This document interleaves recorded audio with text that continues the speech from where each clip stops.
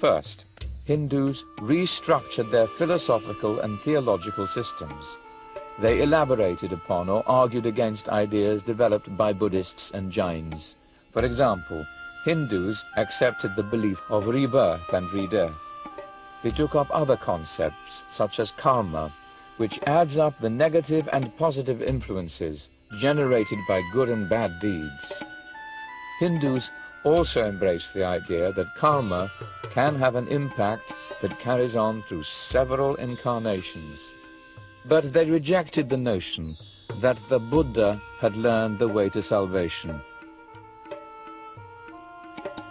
A second type of Hindu response emphasized the worship of personal divinities. The gods who became the focus of this devotion were not the same as those found in the Vedic texts. Vishnu, Shiva, Krishna and Rama now came to prominence, while Indra and the rest declined. The Upanishads had contained some early indications of the Hindu philosophical response to Buddhism and Jainism. For example, the Taittiriya Upanishad begins with several statements that almost directly quote from Buddhist treatises. Yet as it proceeds, the Taittiriya Upanishad concludes that there is a real self, something which the Buddhists deny. Hindu philosophers and theologians began to systemize ideas that had not been fully worked out in the Upanishads. In the late 8th and early 9th century CE, a talented philosopher named Shankara would become the most celebrated exponent of the position which eventually became known as Advaita Vedanta. Advaita literally means not two. Advaita Vedanta therefore claims that the ultimate Brahman and the individual self or Atman are one and the same. Shankara said that the gods are lower forms of the one Brahman. He said people do not harm themselves by worshipping a personal god. Shankara himself was a devotee of the god Shiva. But Shankara believed that eventually each person must go beyond dependence on individual deities. He said that each of us will realize that all distinct gods are imperfect reflections of what he called the Brahman without qualities. Shankaracharya's Advaita Vedanta, sure enough, is a very strong position in India. Question is why is it such a strong position? German romanticists in the 19th century, and most notably Schopenhauer, took a great interest in Advaita Vedanta. Why? Because it was non-dual. And this was most dissimilar to the traditions that these German romanticists saw pervading Europe in this time period. So rather than looking at things that were like their own traditions, to say other dualist positions, they really looked towards non-dualism. Although this position is certainly interesting and certainly is one that many Hindus today follow, and certainly one that most people equate with Hinduism, not all Hindus believe this position. And there are dual positions, dualist positions, Dvaita positions, where the Atman and the Brahman are regarded as separate, as distinct, as two.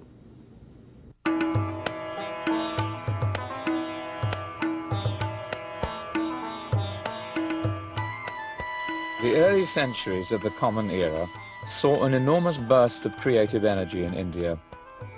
There were plays, poetry, stories, and many other forms of literature that expressed this new creativity within Hindu civilization.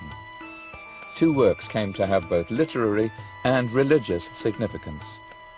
One was an epic poem called the Mahabharata. A rough translation of the title Mahabharata might be the great book of the Bharatas. Bharat was the ancestor of two royal families, the Kauravas and the Pandavas. 5 Pandava princes have gambled away their right to rule in a dice game. The Kauravas won the kingdom, which was to be returned to the Pandavas after a span of 13 years. But in the 13th year, the Kauravas did not fulfill their promise. The result was the great Bharata War. Some 18 chapters of the Mahabharata have become sacred scripture in their own right. These 18 chapters are known collectively as the Bhagavad Gita, which means the Song of God. The Gita is a dialogue between a Pandava prince, Arjuna, and his chariot driver, who is the Hindu god Krishna in human form. Krishna instructs Arjuna about the nature of reality. At one point, Arjuna looks across the battlefield towards the Kaurava army. In the opposing ranks, he sees his cousins, an old teacher, and other friends. He's filled with dread and remorse at the thought of having to kill them. Throughout the Gita, Krishna listens patiently as Arjuna frets about the potential consequences of such murderous actions. Krishna refutes each of Arjuna's objections, and he reveals that he is truly God. The warrior Arjuna soon learns that Krishna decrees the course of every event, and Krishna tells Arjuna that his divinely established duty is to fight. We must not forget that Arjuna is a warrior. He's born as a warrior. And Krishna is merely suggesting to him that he should follow his swadharma, his nature, his self-nature, which is as a kshatriya, as a warrior, to fight, regardless of his relationship with his opponents. So, for that matter, for Arjuna to do otherwise, for example, to follow the swadharma, the nature of a Brahmin, another caste, a priest caste, he would be doing the worst thing possible. Arjuna is a warrior's swadharma duty is to fight. Arjuna must fight. Krishna declares that no evil karma will arise as long as Arjuna focuses on the task itself and performs it without a desire for self-gain. As Krishna says to Arjuna, "These bodies come to an end, but the scriptures declare the eternity of the soul, which is indestructible and unfathomable. Therefore fight, O son of Bharata. Those who believe themselves killers and those who think that they are really slain do not truly understand. They are neither killers nor are they killed." Hindu civilization has a very long history. Its more literate and educated members have a tendency to preserve older cultural forms. They accept newer ones as nothing more than extensions of the previous system. New forms and new ideas simply add more layers of culture, coexisting with the older beliefs and customs. Some observers have mistaken this persistence of older forms for changelessness and stagnation, but it also provides a sense of permanence, while at the same time accommodating massive change. The Hindu religion doesn't have any specific founder. Like there's many beliefs that are inherent in the tradition. Some people take a devotional belief towards the Supreme. Some follow the path of jnana, which is a path of knowledge or recognition. There's many different approaches. There's karma yoga, which is the path of selfless service.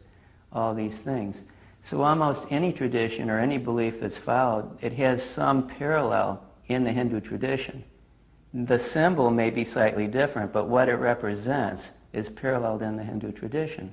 In India, you might be in a house where there's 3 or 4 people, and each one could be approaching the Supreme in a different way. In fact, the house may even have a Christian living there, and someone else in the house may be a Hindu living in the same house. And they all have respect and honor each other. Because the whole foundation of Hinduism is that it's one God that appears in many ways. In another category of books, called the Dharma Shastras, or law books, the priestly or Brahmanical writers of India described life as a series of logical categories. For instance, they neatly divided a male's life, though not a woman's life, into stages. In youth, the boy should be a student who learns the Vedas from a wise older teacher. Then he should become a householder who takes responsibility for reproducing and preserving the material world. An aging man should gradually move away from the things of this world.